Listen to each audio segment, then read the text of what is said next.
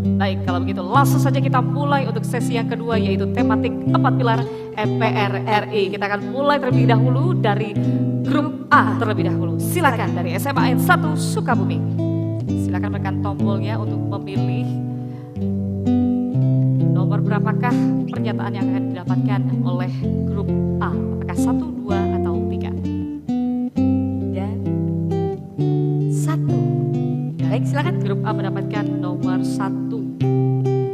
Dan selanjutnya silakan dipilih argumentasi apakah yang akan dibangun pro atau kontra. Silakan diperlihatkan kepada dewan juri dan juga teman-teman.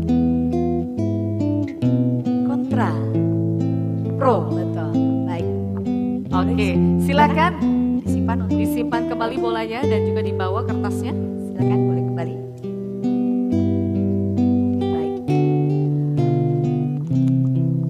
Dan disimak pernyataannya untuk grup A dari SMA N 1 Sukabumi.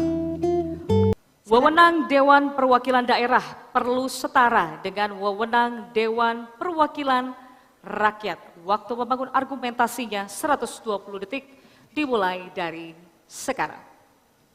Dewan Juri yang terhormat dan rekan-rekan yang saya hormati, kami dari SMA Negeri 1 Kota Sukabumi menyatakan sangat pro dengan mosi wewenang Dewan Perwakilan Daerah perlu setara dengan wewenang Dewan Perwakilan Rakyat dengan alasan. Dewan Juri yang terhormat, alasan kami sebagai grup A sangat-sangat menyetujui dengan adanya mosi debat hari ini adalah pertama, Indonesia itu terdiri dari banyak, ada 5 pulau besar di Indonesia yang mana di tiap daerahnya itu pasti memerlukan kepala daerah. Tentunya dengan kesetaraan antara Dewan Perwakilan Daerah dengan Dewan Perwakilan Rakyat itu nanti akan membantu mengefektifkan atau akan mempermudah, membantu bekerja sama supaya permasalahan-permasalahan yang ada baik di daerah kota, di daerah kabupaten maupun dari daerah-daerah itu dapat terselesaikan secara efektif dan maksimal. Saya mempelajari dalam ilmu geografi itu adalah ada teori yang namanya teori titik sentral yang mana dari setiap daerah-daerah itu ada wilayah titik pusat, ada wilayah titik daerah dan ada wilayah industri yang mana jika Dewan Perwakilan Daerah dan Dewan Perwakilan Rakyat mampu bekerja sama dan setara maka itu akan membantu mengefektifkan perkembangan ekonomi yang ada di Indonesia. Baik, Dewan Juri yang terhormat, saya menegaskan kembali bahwa kami dari SMA Negeri 1 Kota Sukabumi atau tim A sangat setuju dengan mosi kali ini yaitu wewenang Dewan Perwakilan Daerah perlu setara dengan wewenang Dewan Perwakilan Rakyat. Kenapa? Seperti yang sudah disampaikan oleh kawan-kawan saya dan yang ingin saya sampaikan juga bahwa memang seharusnya perwakilan daerah itu perlu setara dengan wewenang Dewan Perwakilan Rakyat karena perwakilan rakyat pun semestinya harus sama dengan keputusan yang ada di daerah karena Dewan Perwakilan Rakyat itu mewakili rakyat yang ada di seluruh Indonesia. Sedangkan perwakilan daerah ini merupakan sebuah kunci-kunci dari tiap daerah untuk bisa menyampaikan aspirasi dan hal-hal lainnya supaya sesuai dengan daerah tersebut, keinginan dan aspirasi. Ya, maka dari itu kami dari tim A sangat menyetujui mosi kali ini. Saya tegaskan kembali, kami sangat setuju dengan mosi kali ini. Baik, terima kasih grup A SMA N 1 Sukabumi, luar biasa. Manfaatkan 120 detik dengan baik. Ya. Baik, kita akan serahkan penilaiannya kepada Dewan Juri, silahkan. Iya, nggak usah marah-marah. Iya, udah bagus. Paling tidak tergambar bagaimana sebetulnya wewenang DPD itu harus setara, gitu ya. Tadi dikaitkan dengan luas wilayahnya Indonesia. Kaitkan juga karena wilayah Indonesia itu luas, banyak kebutuhan, banyak aspirasi dan segala macam. Kemudian tadi juga dikaitkan dengan efektivitas pemerintahan seperti apa. Kemudian untuk mendorong perekonomian untuk lebih maju seperti apa. Itu ya yang tadi yang saya tangkap ya.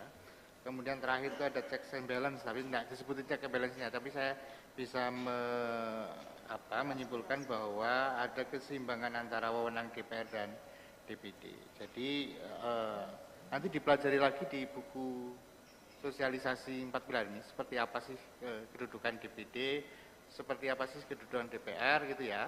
Kemudian kewenangan DPD seperti apa, kewenangan DPR seperti apa gitu ya. Di praktek sekarang seperti apa. Tapi tadi sudah cukup bagus, jadi 20 nilainya.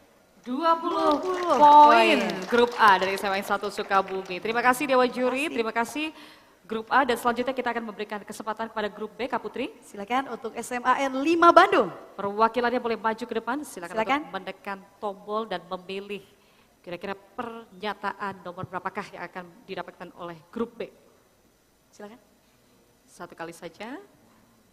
Tersisa 2 nomor, 2 dan 3. Oke, grup B mendapatkan pernyataan nomor 2. Silakan diambil bola yang berada di dalam fishbowl dan dibuka kira-kira argumentasinya yang akan dibangun apakah pro atau kontra. Silakan dibuka, diperlihatkan kepada teman-teman dan juga Dewan Juri. Oke. Argumentasi yang akan dibangun nantinya adalah kontra. Silakan untuk Kembali. grup B kembali ke tempat duduknya. Baik. Dan kita akan simak untuk pernyataan berikut. Undang-Undang Dasar Negara Republik Indonesia tahun 1945 perlu disempurnakan kembali. Waktu membangun argumentasinya adalah 120 detik dimulai dari sekarang. Terima kasih kepada MC yang telah membacakan mosi mengenai Undang-Undang Dasar Negara Republik Indonesia tahun 1945 perlu disempurnakan kembali. Izin kepada Dewan Juri yang terhormat untuk kami menjelaskan mengapa kami sangat kontra dengan hal tersebut. Undang-Undang Negara Republik Indonesia tahun 1945 sendiri diadakan agar Indonesia sendiri tertib. Maka dari itu, jika Undang-Undang Dasar Negara Republik Indonesia disempurnakan kembali, maka negara masih akan bingung ataukah apakah aturannya sudah benar atau mana yang benar, karena undang-undang sendiri menjadi landasan untuk kita. Undang-Undang Dasar juga sudah dirancang sedemikian rupa supaya cocok untuk negara Indonesia ini. Jadi maka apabila jika perlu disempurnakan kembali, maka menurut saya tidak perlu. Selanjutnya, seperti yang kita ketahui bahwa Undang-Undang Dasar Negara Republik Indonesia tahun 1945 sudah mengalami 4 kali amandemen, yang dimana 4 kali amandemen itu bertujuan untuk menyempurnakan Undang-Undang Dasar tersebut agar sesuai dengan sistem negara Republik Indonesia. Maka dengan itu juga ada pada tanggal 18 Agustus 1945, Undang-Undang Dasar sudah disahkan untuk menjadi Undang Dasar Negara Republik Indonesia tahun 1945. Maka oleh karena itu, kami meyakini bahwa Undang-Undang Dasar ini tidak perlu disempurnakan kembali, karena dengan yang sudah dikatakan tadi, bahwa Undang-Undang Dasar yang sudah disahkan dan telah diamandemenkan 4 kali, maka hal ini tidak perlu untuk diulangi kembali. Selain itu juga untuk pemerintahan sendiri memiliki MK yang sudah mengecek apakah undang-undang tersebut dapat berjalan dengan baik ataupun tidak. Maka dari itu Undang-Undang Negara Republik Indonesia tahun 1945 jika sudah dicek maka hal itu sudah sempurna dan akan menjadikan Indonesia lebih tertib sesuai dengan perkembangan zaman juga.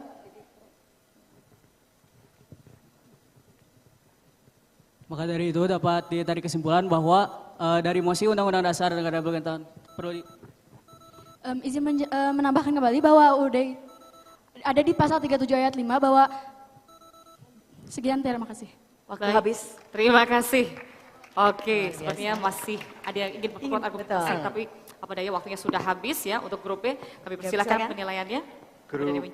Grup B ada kesusahan kalau yang kontra ya. Pokoknya. Kontra. Iya. Susah. Susah ya, agak susah ya. Susah atau tidak? Sejauh ini kita aman. Oh iya, alhamdulillah aman. Ada beberapa yang tadi sudah ke arah kontra, ketarik ke pro lagi gitu ya. Jadi tapi nggak apa-apa. Dari substansi tadi yang disampaikan kaitan dengan kalau diubah-ubah jadi bingung tadi itu kepastian hukum sebenarnya, kepastian hukumnya seperti apa. Kemudian amandemen sudah bagus, jadi nggak perlu lagi diubah kembali.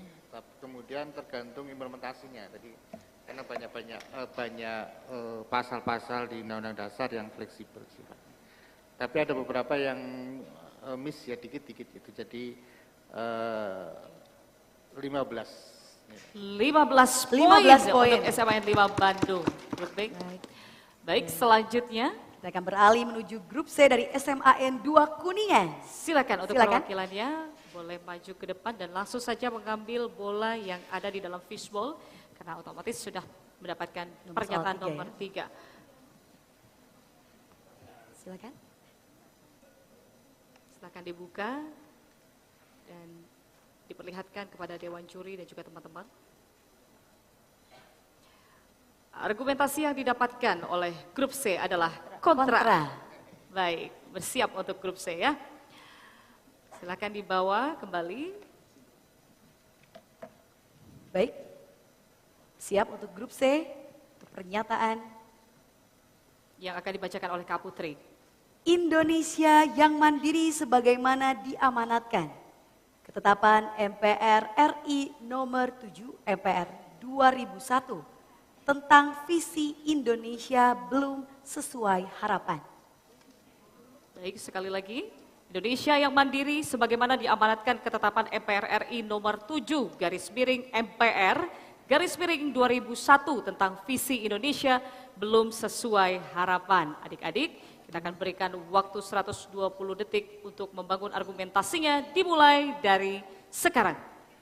Baik, terima kasih atas kesempatannya. Kami menegaskan kembali bahwa kami kontra terhadap mosi Indonesia yang mandiri sebagaimana diamanatkan TAP MPR nomor 7 tahun 2001 tentang visi Indonesia belum sesuai harapan. Yang artinya kami meyakini bahwa Indonesia yang mandiri sebagai mana indikator mandiri sudah diterapkan. Mengapa demikian? Oke, pertama-tama kita perlu artikan terlebih dahulu pada mandiri itu seperti apa. Kami akan mengambil poin bahwa mandiri secara ekonomi kita didasarkan kepada kekeluargaan pertama. Nah, dan ini kami ingin kembalikan kepada kaitan Pancasila sila kelima, yaitu keadilan sosial bagi seluruh rakyat Indonesia, yang mana ditekankan bahwa kesejahteraan itu yang pertama.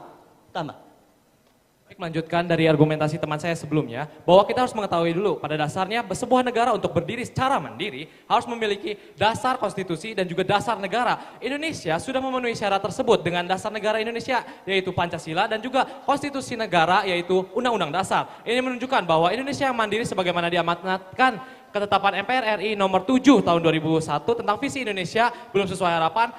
Harus kita tekankan sekali lagi bahwa kita kontra terhadap hal ini. Selain itu juga tentang kekuatan Indonesia dalam ekonomi, ekspor dan impor Indonesia pun sudah bisa dikatakan mandiri dikarenakan sudah menyumbang sebagian besar APBN negara. Terlebih dari itu bahwa hal-hal lain dalam negara Indonesia sudah diatur dalam undang-undang yang menunjukkan bahwa konstitusi negara Indonesia juga sudah berjalan dengan baik. Selanjutnya saya akan membahas mengenai bidang pendidikan. Negara Indonesia sudah bisa dikatakan sesuai harapan dalam bidang mandiri karena banyak sekali dalam bidang pendidikan itu banyak beasiswa ke luar negeri yang tentunya membantu sumber daya manusia semakin meningkat. Selanjutnya adalah mengenai keragaman negara Indonesia, mengenai batik dan lain sebagainya yang bisa membantu perekonomian negara Republik Indonesia. Selain itu juga Indonesia merupakan negara dengan kekayaan sumber daya alam yang sangat melimpah, sehingga dengan adanya sumber daya alam ini Indonesia sudah mandiri, sehingga waktu habis. Terima kasih grup C. Boleh tepuk tangan dulu untuk grup C dari SMAN 2 Kuningan. Ya, sudah dibangun argumentasinya Kak Putri. Betul sekali, dan kami persilakan untuk Dewan Juri berikan penilaian. Grup C susah ya, yang kontra susah. Kalau yang pro itu kan tinggal ngikutin alur logika yang pertanyaan. Jadi memang agak susah yang kontra itu. Tapi juri biasanya memberikan nilai agak lebih sedikit tambahan untuk yang kontra biasanya. Gitu. Nah, mandiri yang dikatakan TAP 7 2001 seperti apa? Yaitu misi masuk Indonesia. Tapi indikator mandiri yang dikaitkan TAP 7 2001. Iya, betul, ada berapa poin? Apa aja? Salah satunya, 1 poin terwujudnya mandiri secara ekonomi, kedua mandiri secara sumber daya, dan yang ketiga itu tentang pendidikan dan keberagaman yang sesuai dengan 4 pilar MPR RI. Ya, yang belum tadi kan yang politik bebas aktif dan segala macam. Tapi udah oke, jadi pendidikan oke, ekonomi mandiri gitu ya. Kemudian potensi besar dari kebudayaan juga oke tadi. Negara sudah menuju ke negara yang sejahtera sesuai dengan Pancasila, jadi oke. Saya kira ada beberapa yang perlu penguatan, tapi secara substansi sudah oke. Jadi nilainya 20. Dan sudah ada